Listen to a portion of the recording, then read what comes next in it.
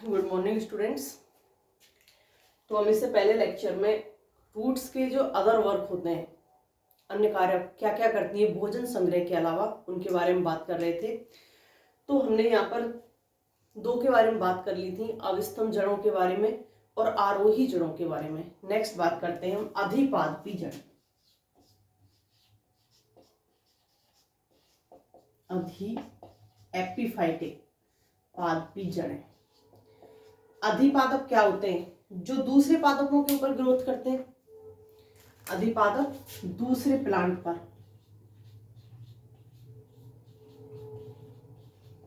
पादपों पर उगते हैं।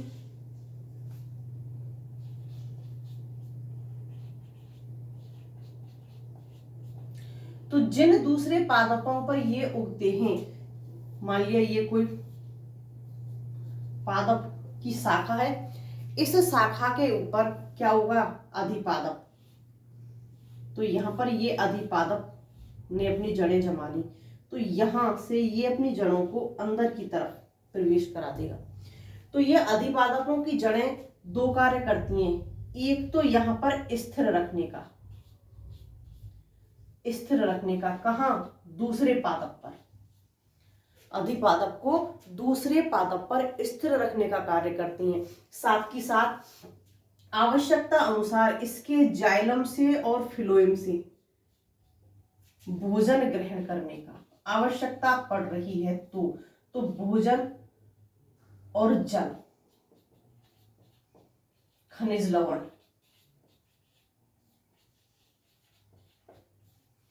अवशोषण का भी कार्य करती हैं। स्थायित्व तो दे ही रही हैं, क्योंकि इनके बगैर अधिपादप दूसरे पादप पर कैसे टिकेंगे? फॉर एग्जाम्पल आर्किड, बेंडा,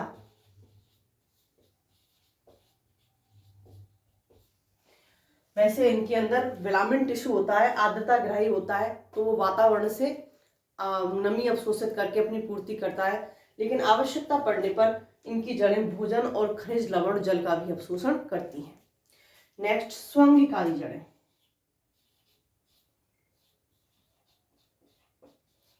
स्वंगिकारी जड़ें, फॉर एग्जाम्पल सिंघाड़ा,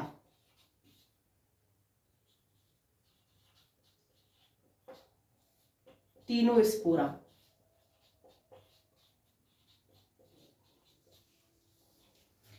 इनकी जो रूट पाई जाती हैं, सिंघाड़े की, टीनोस्पोरा की जो रूट पाई जाती हैं, इन रूट की कॉर्टेक्स की सेल्स में क्या मिलता है? क्लोरोफिल। क्लोरोफिल है तो क्या करेगा? फोटोसिंथेसिस। तो यहां पर जो स्वंगिकारी जड़ें होती हैं, इन स्वंगिकारी जड़ों की कॉर्टेक्स में क्लोरोफिल पाया जाता है, और ये क्लोरोफिल प्रकाश संश्लेषण का कार्य करता है, स्वंगीकरण कर रहा है। तो यहाँ पर प्रकाश संश्लेषण का कार्य करता है। इनकी जड़ें, क्योंकि ये दोनों प्लांट कैसे हैं? जल के अंदर रहने वाले, तो इनकी जड़ें यहाँ पर जल अवशोषण के साथ साथ यहाँ पर स्वांगीकरण का भी कार्य करती हैं। नेक्स्ट बात करते हैं हम प्लावी मूल की। प्लावी मूल कहाँ पाई जाएंगी? जलीय पादपों में, क्योंकि किसका कार्य करती हैं? प्लावन का। जलीय पादपों में जो कॉर्टेक्स क्षेत्र होता है, क्योंकि इस प्रकार के सभी रूपांतरण कहाँ पाए जाते हैं? कॉर्टेक्स के अंदर। जिस वक्त मैंने आपको संरचनाएं पढ़ाई थी, प्राइमरी स्ट्रक्चर बताए थे, चाहे स्टेम के चाहे रूट के, उस वक्त बताए थे कि विभिन्न प्रकार के चाहे संग्रह हो चाहे यहाँ पर कुछ रूपांतरण हो, कहाँ पाए जाएंगे? कॉर्टेक्स पार्ट में पाए जाते हैं। तो इस कॉर्टेक्स पार्ट में बड़े बड़े वायुकोष पाए जाते हैं, बड़े बड़े वायुकोष पाए जाते हैं। और ये वायुकोषों में क्या भरी होती है? गैस। दोनों काम करते हैं। एक तो ये उत्प्लावन बल का कार्य करते हैं, उत्प्लावन बल प्रदान करते हैं और साथ ही साथ यहाँ गैस विनिमय का भी कार्य करते हैं। तो ये दोनों कार्यों को संपन्न करते हैं। तो ये प्लावी जो रूट्स होती हैं, फ्लोटिंग रूट्स की कॉर्टेक्स में पाई जाती हैं, जो उत्प्लावन बल पादप को तैरने में मदद करते हैं और साथ ही साथ यहाँ पर गैस विनिमय का भी कार्य करते हैं। परजीवी जड़ें,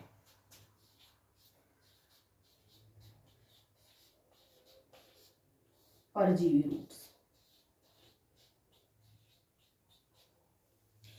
परजीवी जड़ें हैं तो कहाँ मिलेंगी? परजीवी पादपों में अमरवेल, औरोवेंकी,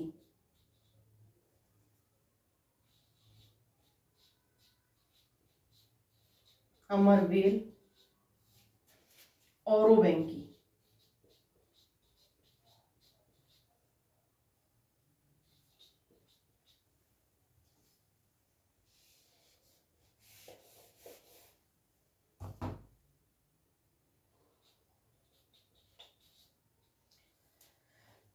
इन प्लांट्स के अंदर खुद का कोई सिस्टम नहीं होता। किसका? खाद्य पदार्थ निर्मित करने का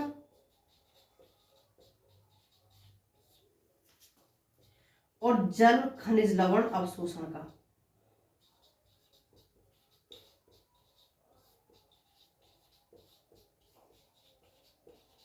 यहां इन चीजों के लिए इनके अंदर कोई भी व्यवस्था नहीं पाई जाती।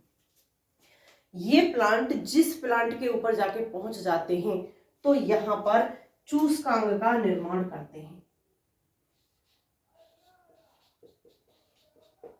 और ये चूसकांग को डायरेक्ट कहाँ पहुंचा देते हैं? फ्लोएम के अंदर।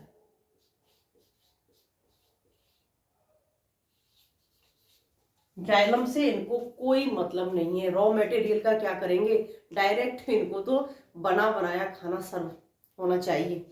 तो ये क्या करते हैं कि जो परजीवी प्लांट होते हैं, इन परजीवी प्लांटों में ना तो खाद्य पदार्थों के लिए पहले तो रॉ मटेरियल जल और खनिज लवण अवशोषण की कोई व्यवस्था नहीं होती है और ना ही इनमें या खाद्य पदार्थों के परिवहन की ऐसी कोई व्यवस्था होती है। ये क्या करते हैं? इनके अंदर हॉस्टेरिया पाए जाते हैं, चूसकांग पाए जाते हैं और इन चूसकांगों को डायरेक्ट फ्लोएम में जाकर पहुंचा देते हैं और वहां से खाद्य पदार्थों को सक करते हैं, चूसित करते हैं, अवशोषित करते हैं। तो यहाँ ये कुछ और ऐसे रूपांतरण थे जो रूट्स के अंदर पाए जाते हैं। नेक्स्ट सेकंड टाइप पढ़ते हैं, जनन के लिए रूपांतरित रूट्स।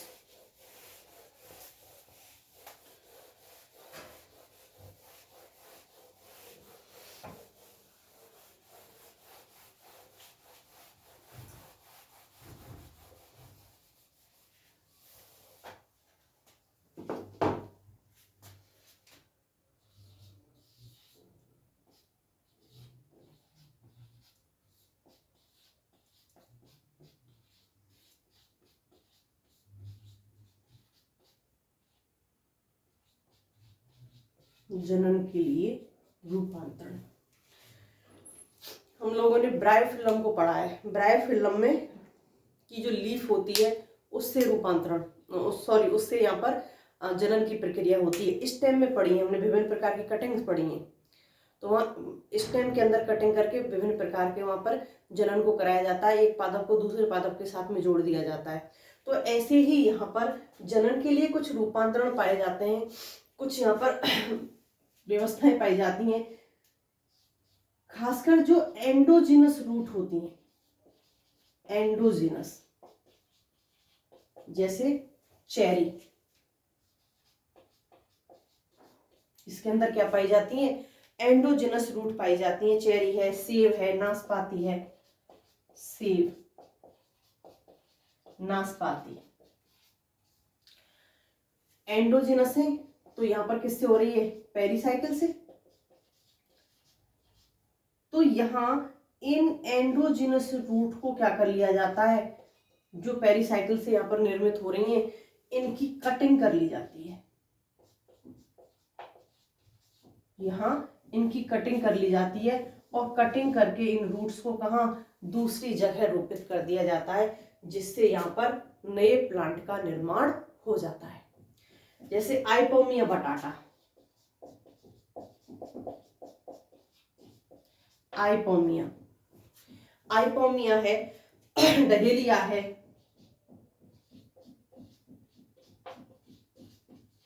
डहेलिया में किस प्रकार की रूट मिलती हैं? यहाँ भोजन संग्रह करने वाली अपस्थानिक जड़ें होती हैं, और डहेलिया में कैसी होती हैं? गुच्छों में पाई जाने वाली ऐसे। तो इनके अंदर क्या होता है कि जैसी प्रतिकूल परिस्थिति आती है तो प्रतिकूल परिस्थिति में वायवीय पार्ट तो मर जाता है,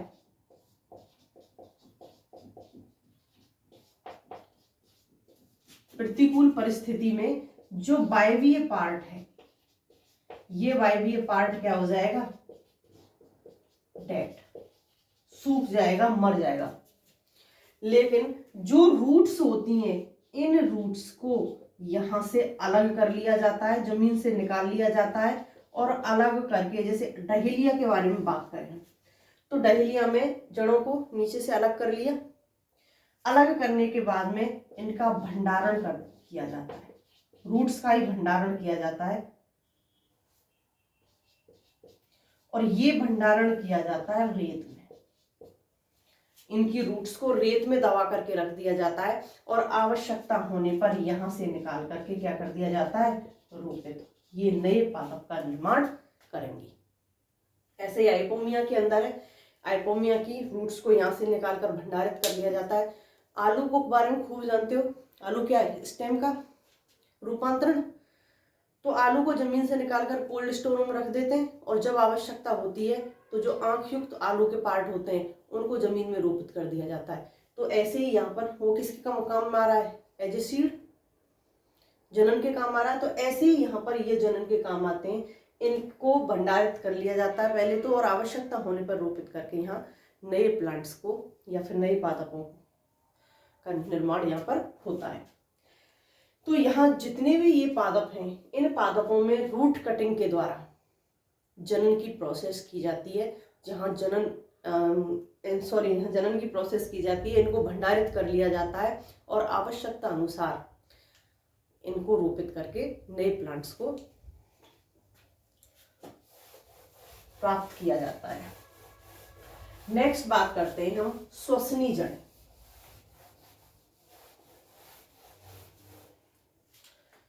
श्वसनी जड़ें,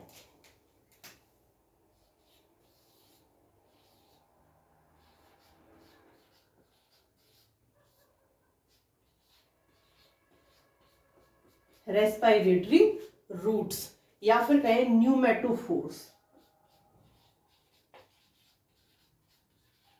न्यूमेटोफोर्स।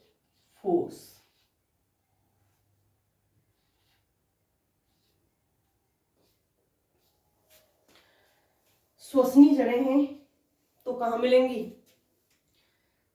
मैंग्रोव वनस्पति में।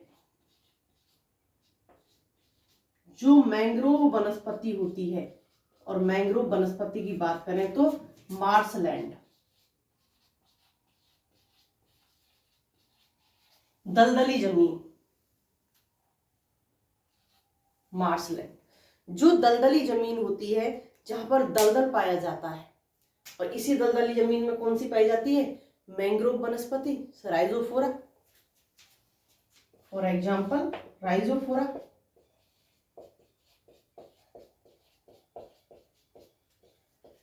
इन प्लांट्स के अंदर जमीन में नीचे क्या होता है? दलदल होता है।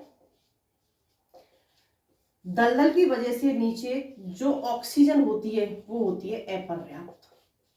अपर्याप्त मात्रा में ऑक्सीजन होती है, और अपर्याप्त मात्रा में ऑक्सीजन होने की वजह से यहाँ रेस्पायरेशन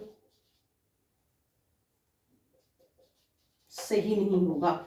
जब श्वसन नहीं होगा तो यहाँ पर वृद्धि भी नहीं होगी। तो ये जड़ें क्या करती हैं? ये दलदल है, नीचे की तरफ जमीन के अंदर की तरफ जड़ें हैं, तो ये जमीन के अंदर से कैसे हो जाती हैं? ऊपर की तरफ ऐसे खूंटा के रूप में ऐसे पाई जाती हैं, और इनके यहां पर क्या उपस्थित होते हैं? फोर्स, जिनको हम क्या बोलते हैं? न्यूमेटोफोर्स। जो छिद्र पाए जाते हैं उनको क्या बोलते हैं हम, न्यूमेटोफोर्स। तो यहाँ पर जो दलदली वनस्पति होती है, जो दलदली क्षेत्र में पाई जा रही है मैंग्रोव वनस्पति, उनके अंदर में श्वसन के लिए, रूपांतरण के लिए विशेष प्रकार के रूपांतरण पाए जाते हैं जड़ों में, और ये जड़ें बाहर की तरफ निकलकर दलदली जमीन के ऊपर की ओर निकल करके खूंटों के रूप में व्यवस्थित हो जाती हैं, जिनके ऊपर छिद्र उपस्थित होते हैं, और उन छिद्रों से वहां पर श्वसन की प्रोसेस होती है, या फिर कहें कि गैस विनिमय, श्वसन छोड़ो, गैस विनिमय का कार्य होता है। वहां से वो पर्याप्त मात्रा में ऑक्सीजन को लेते हैं। अब यहाँ पर जो श्वसनी जड़ें होती हैं, इन जड़ों की संरचना कैसी होती है, हम इसके डिटेल देखते हैं कि यहाँ पर जो न्यूमेटोफोर्स पाए जाते हैं, जो न्यूमेटोफोर्स को हम लेंटिसिल भी कह सकते हैं, इनको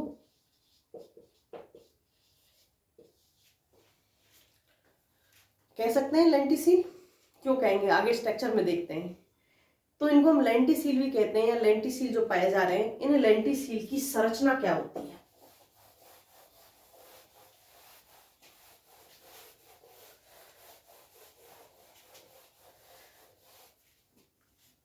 पहली बात तो हमें ये पता होना चाहिए कि जो न्यूमेटोफोर्स होते हैं, जो श्वसनी जड़ें होती हैं, वो द्वितीयक उत्पत्ति की होती हैं। द्वितीयक उत्पत्ति की।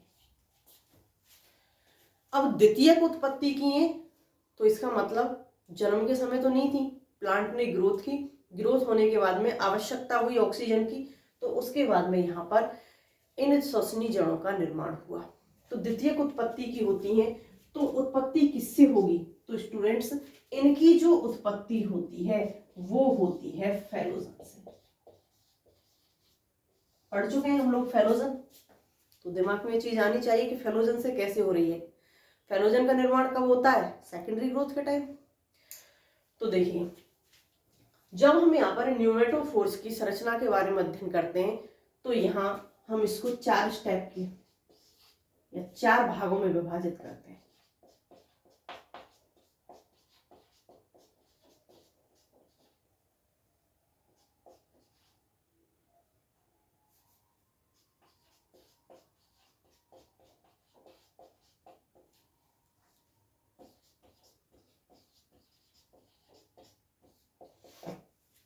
सबसे जो आउटर मोस्ट लेयर होती है, वो आउटर मोस्ट लेयर होती है कॉर्क। इससे अंदर की तरफ कॉर्टेक्स, क्योंकि फैलोडर्म बनेगी तो सेकेंडरी कॉर्टेक्स होगा कॉर्टेक्स।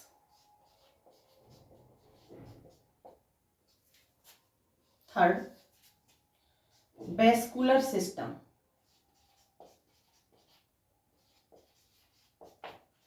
और लास्ट, फिफ्थ। हम यहां पर इनको 4 पार्ट में डिवाइड करते हैं। अब यहाँ पर जो कॉर्क पाई जाती है, इस कॉर्क में 1 बाय 1 संरचना को देखते हैं हम। फर्स्ट देखते हैं हम कॉर्क की संरचना। जो यहाँ पर कॉर्क पाई जाती है, इसी क्षेत्र में क्या पाए जाते हैं, लेंटिसील पाए जाते हैं। इस कॉर्क रीजन में ही यहाँ पर लेंटिसील पाए जाते हैं। जो सेकेंडरी ग्रोथ से पहले की बात करते हैं, जब सेकेंडरी ग्रोथ से पहले की जो कॉर्टेक्स थी,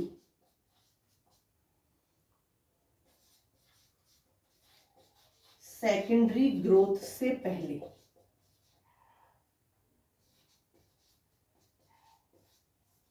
जो ये कॉर्टेक्स थी, इस कॉर्टेक्स की बाह्यतम जो परतें होती हैं,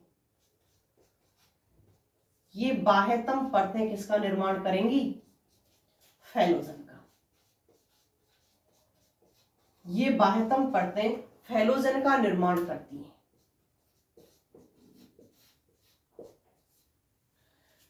इसके बाद में इसका रोल फिनिश। अब यहां पर फेलोजन बन गई, इसका मतलब यहां पर सेकेंडरी ग्रोथ स्टार्ट हो गई, अंदर भी और बाहर भी। अंदर मतलब स्टील क्षेत्र में और बाहर भी। अब ये जो फेलोजन है, इस फेलोजन में होते हैं परिणतिक विभाजन। खूब पढ़ा है हमने, स्टेम में भी पढ़ा है और रूट में भी। परिणतिक विभाजन होंगे और परिणतिक विभाजनों से बाहर की ओर और अंदर की ओर दोनों तरफ बनेंगी। बाहर की ओर जो बनती हैं सेल्स, ये सेल्स क्या कहलाती हैं? कॉर्क या फैलम। एक ही बात है, कॉर्क कहें या फैलम कहें। अंदर की बात करेंगे हम कॉर्टेक्स में। तो यहाँ पर जो सेल्स बाहर की ओर बनती हैं फेलोजन से, वो कॉर्क सेल्स होती हैं। फैलम जिन्हें हम कह रहे हैं, तो सेल्स कैसी होंगी? डेड। इन डेड सेल्स के बीच बीच में ही यहाँ पर क्या पाए जाते हैं? लेंटिसिल। यहां लेंटिसिल उपस्थित होते हैं। इसका मतलब जो कॉर्क लेयर की कोशिकाएं होती हैं, इन कॉर्क लेयर की कोशिकाओं में लेंटिसिल उपस्थित होते हैं। कई परतें होती हैं, एक ही परत नहीं होती, कई परतें होती हैं, और साथ ही साथ सेल्स कैसी होती हैं? डेड। कोशिकाएं मृत होती हैं। पढ़ चुके हैं हम पहले क्यों होती है मृत, कि यहाँ पर सुबेरिन का निक्षेपण हो जाता है, तो यहाँ पर कोशिकाएं मृत होती हैं। लेकिन यहाँ पर बीच बीच में वायु अवकाश पाए जाते हैं। वायु अवकाश उपस्थित होते हैं, और इन्हीं वायु अवकाशों को हम क्या कह रहे हैं? लेंटिसिल। बीच बीच में डेड सेल्स के बीच बीच में कुछ रिक्त स्थान पाए जाते हैं। हमने पहले लेंटिसिल को पढ़ चुका है। लेंटिसिल का निर्माण कैसे होता है? तो यहाँ पर ये जो वायु अवकाश होते हैं, जिनको हम लेंटिसिल कह रहे हैं, यही गैस विनिमय का कार्य करते हैं, गैस एक्सचेंज का कार्य करते हैं। सेकंड लेयर की बात करते हैं हम, कॉर्टेक्स।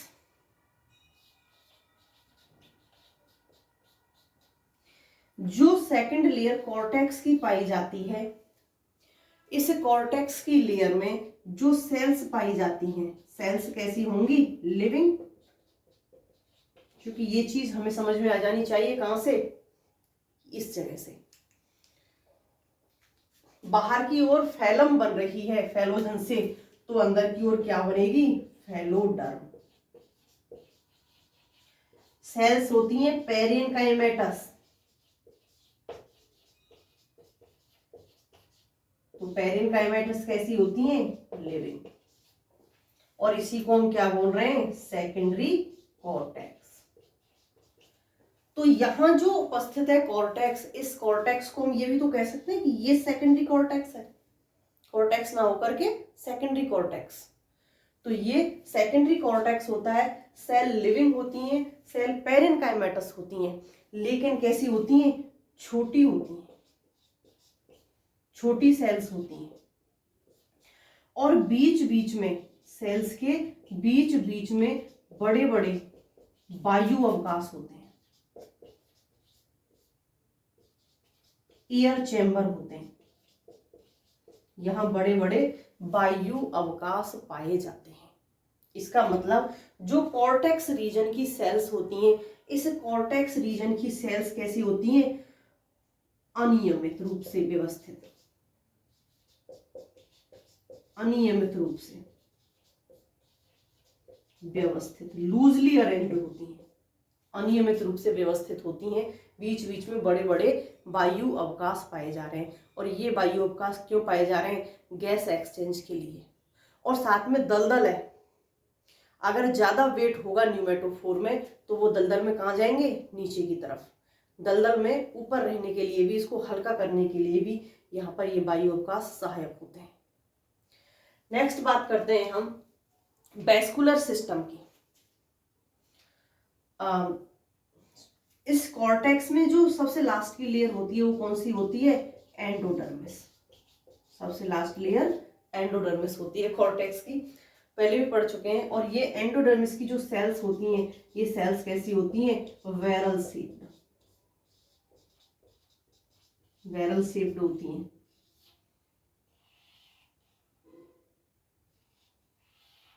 ढोलक आकार की बैरल शेप्ड कोशिकाएं पाई जाती हैं, और एक पंक्ति में होती हैं, यूनिलेयर, यूनिलेयर होती है। नेक्स्ट बात करते हैं हम पेरिसाइकिल की। सही रूप से पेरिसाइकिल किसका पार्ट होता है? कॉर्टेक्स का ही। अगर स्टील की बात छोड़ दें तो, क्योंकि हम यहाँ पर क्या पढ़ेंगे? Vascular system. और वेस्कुलर सिस्टम पढ़ रहे हैं तो हमको यहाँ सेकेंडरी कॉर्टेक्स में क्या देखना है? फिर पेरिसाइकिल। तो एंडोडर्मिस के अंदर क्या उपस्थित होती है? पेरिसाइकिल, यूनिलेयर। पेरिसाइकिल भी कैसी होती है? यूनिलेयर होती है, एक पंक्ति में होती है। और यहाँ पर जो सेल्स पाई जाती हैं वो कैसी होती हैं? पेरियनकाइमेटस। यहाँ पर पेरियनकाइमेटस सेल्स उपस्थित होती हैं। नेक्स्ट बात करते हैं वेस्कुलर सिस्टम। यहाँ पर जो वेस्कुलर सिस्टम पाया जाता है, इस वेस्कुलर सिस्टम में जाइलम भी होता है और फ्लोएम भी होता है। यहाँ पर वेस्कुलर सिस्टम डाइकोट के समान होता है। डाइकोट में कैसा मिलता है? कोलेट्रल और ओपन। कोलेट्रल और ओपन प्रकार का होता है।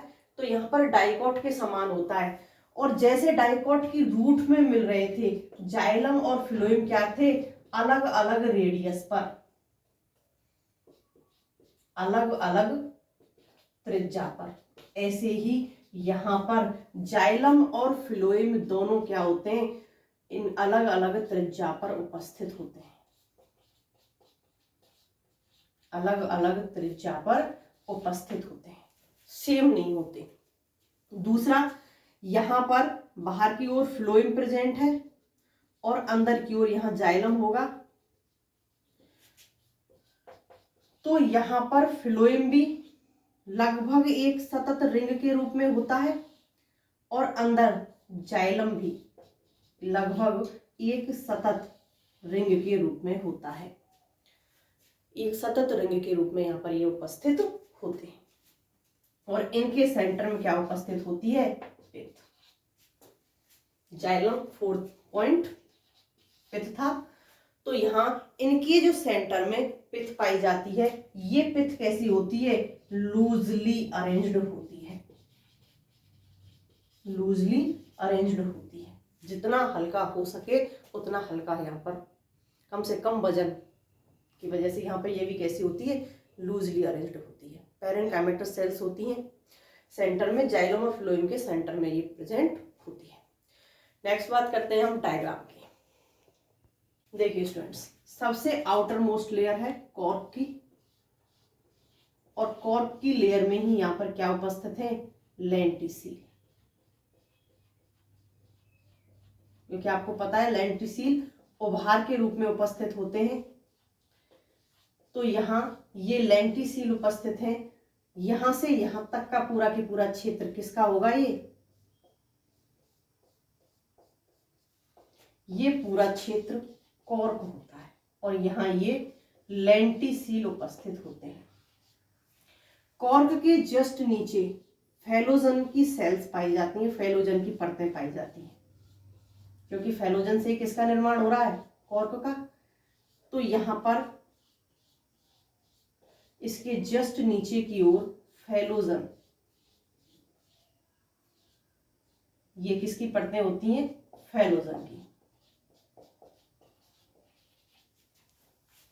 और फेलोजन के नीचे, जिसको हम सेकेंडरी कॉर्टेक्स कह रहे थे, इस फेलोजन के नीचे बड़े बड़े वायु अवकाश पाए जाते हैं। यहाँ सेकेंडरी कॉर्टेक्स पाया जाता है और जिसमें बड़े बड़े एयर चैम्बर यहाँ पर उपस्थित होते हैं। तो इसके जस्ट नीचे की ओर सेकेंडरी कॉर्टेक्स रीजन होता है, जिसको हम क्या कहते हैं? फेलोडर्म भी कहते हैं। तो यहाँ पर ये सेकेंडरी कॉर्टेक्स रीजन उपस्थित है और इस सेकेंडरी कॉर्टेक्स रीजन में यहाँ पर बड़े बड़े एयर चैम्बर उपस्थित हैं। पूरा की पूरा रीजन कौन सा है? ये सेकेंडरी कॉर्टेक्स का।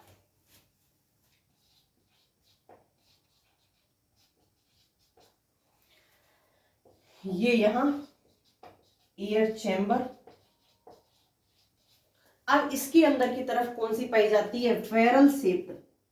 अभी पढ़ा था बैरल शेप्ड क्या होती है? यहाँ